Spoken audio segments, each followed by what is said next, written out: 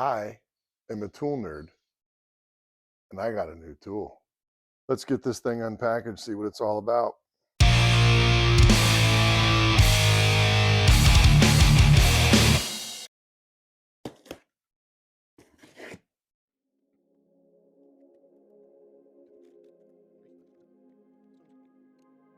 Some assembly required. The directions suck. Once you've gone through this once, it's actually really easy.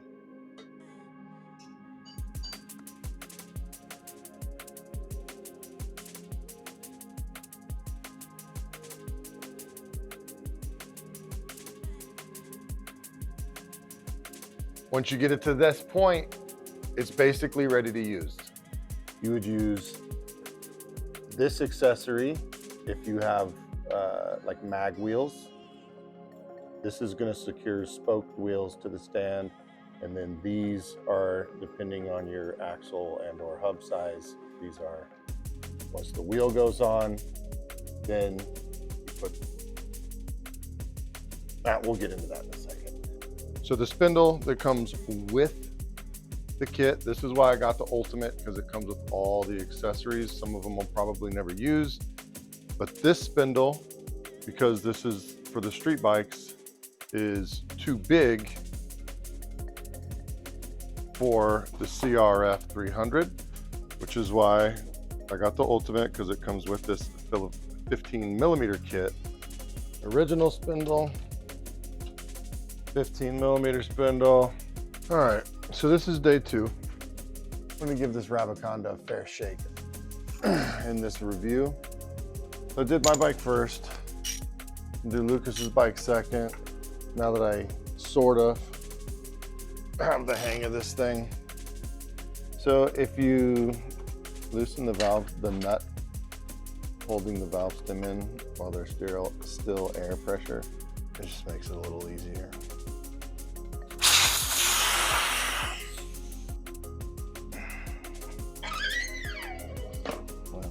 So I had this adjusted for the rear, so slide these magnetic so they support the rim. Slide that up. Yeah, watch me struggle.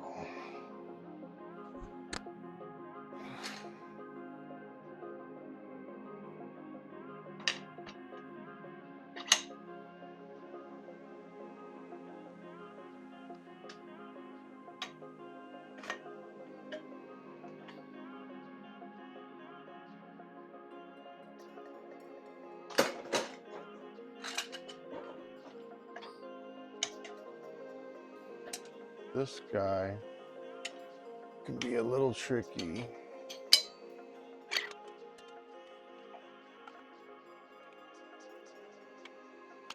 Once you get it started, then just tuck the tire iron into that little slot. And I'm gonna rotate this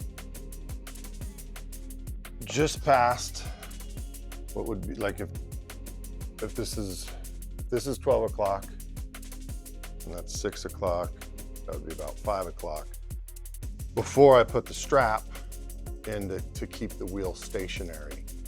And so that way, as this clocks around, by the time you get back, you're not running into the strap. By the time you get to the strap, that bead should be off.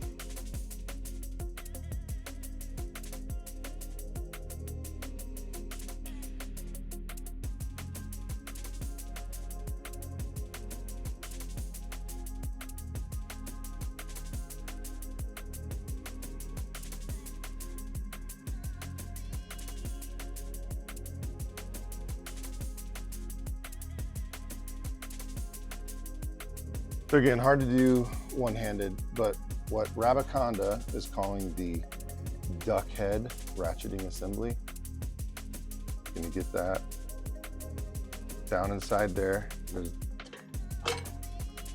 that little lip on the front and on the back.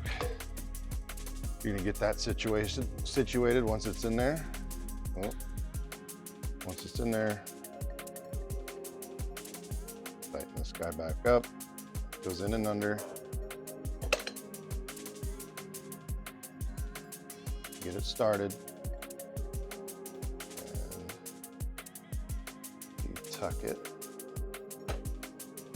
right there. Rotate this to about 5 o'clock.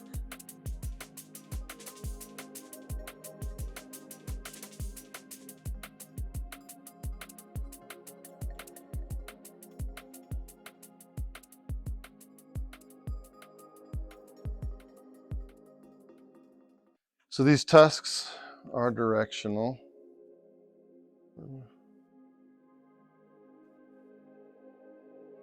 Okay, so for the mounting, you're gonna get that to 12 o'clock to get it started. And then, let me get a close up again. So you're gonna want that first bead of this duck head assembly, like so. So get it on as far as you can by hand.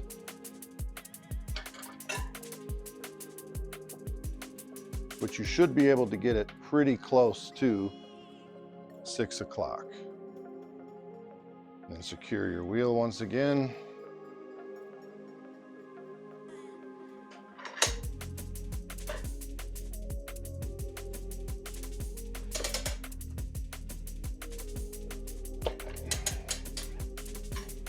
Remove the strap. Remove the duck head assembly so you can get your inner tube in.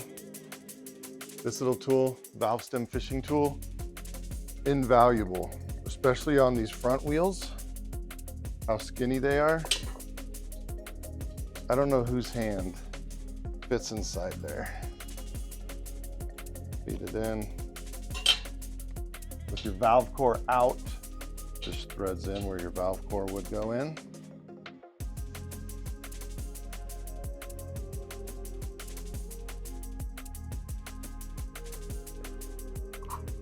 I'm gonna get the nut started so it doesn't wander too far on me. And again, it's easiest to get this started. Tire going back on at noon. Once you get it locked in, it is still possible to pinch the tube. I did that once already.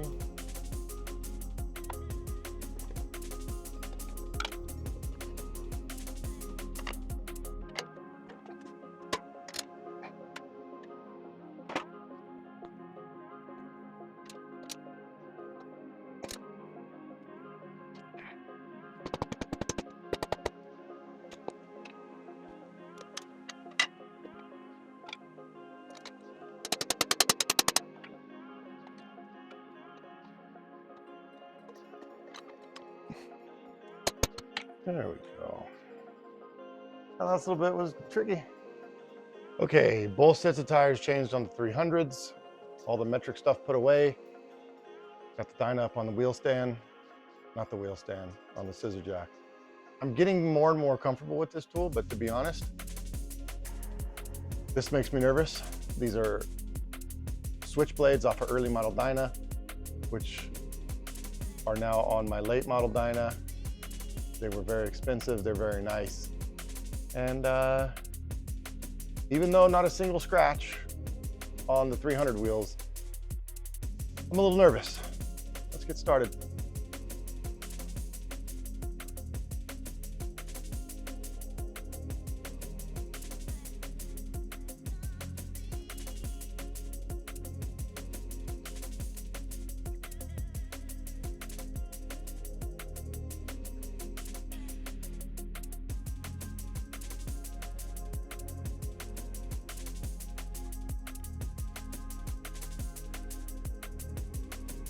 Guess the good news is with this dyna, this is tube-less, so I won't pinch any inner tubes.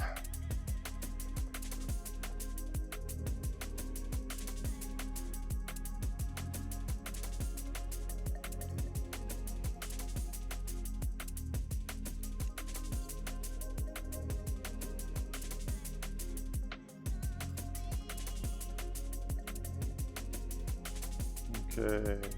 A lot of tires will have this little indicator here. That's where the valve stem is supposed to go.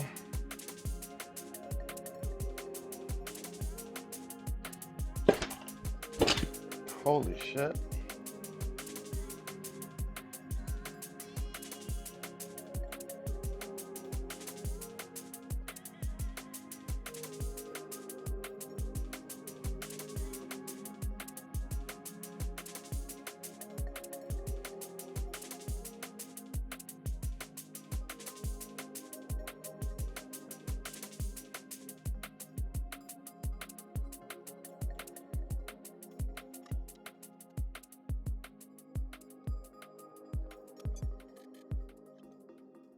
The fuck?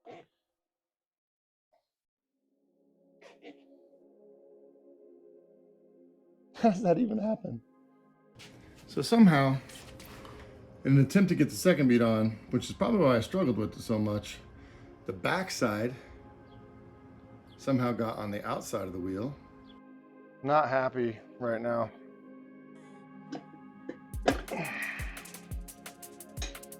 I just had to get a little caveman with it. Fucking can't believe that worked.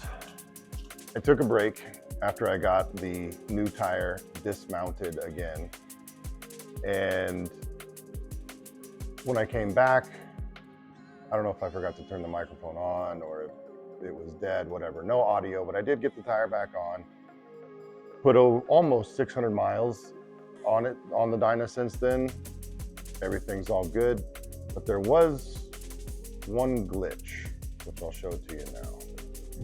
So you can see there, that's not cool. And it was this pin that did it. I'll find the little clip, I'll edit it in right here, but this pin slipped. So this pin that goes in right there, my wheels, this was a little bit too far south and this was a little bit too far north. So I'm gonna chalk that up to operator error though. I own that, that's not on Rabaconda. So I bought the Street Bike Ultimate Kit. It was 800 bucks. It will also do dirt bike tires as long as you're not running a rim or a bead lock. There's a starter kit for 660 bucks, but it does not come with the 15mm spindle that you need to do dirt bike tires. And just that accessory alone is 45 bucks. They also make tire changing kits specific to dirt bikes, but you won't be able to change your street bike tires. So, do I recommend the Rabaconda tire changing system? So to help answer this question, I have enlisted the help of my assistant slash bookkeeper slash wife, Carrie, and I've made this completely necessary, not at all excessive, yes/no flowchart. Are you mechanically inclined? If the answer is no, then I do not recommend this product. If the answer is yes, well then we need to answer one of these 4 questions. Do you live more than 30 minutes away from a tire shop? You have 30 minutes there, 30 minutes waiting around to get your tire changed, 30 minutes back.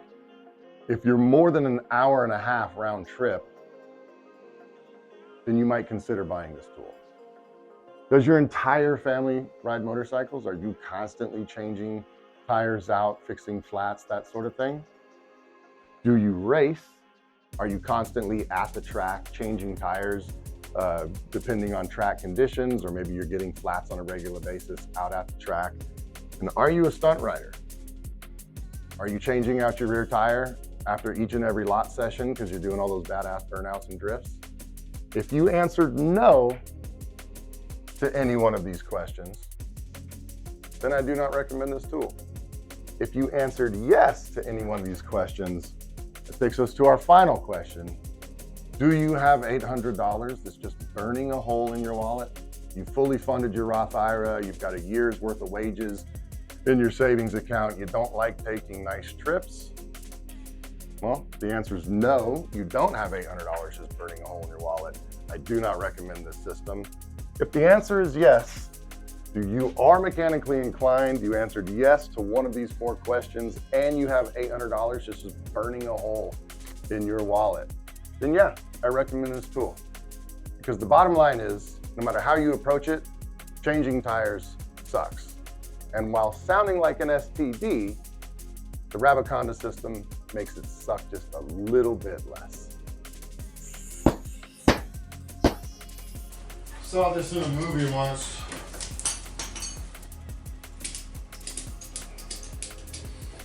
It's actually not true, I did not see this in a movie. Massive fail. Don't worry, I've got more tricks up my sleeve. Packet full of soap. You want me to have less flare? I want you to stand there and look pretty. Know your place. Oh, fuck. You want me to go get Eden?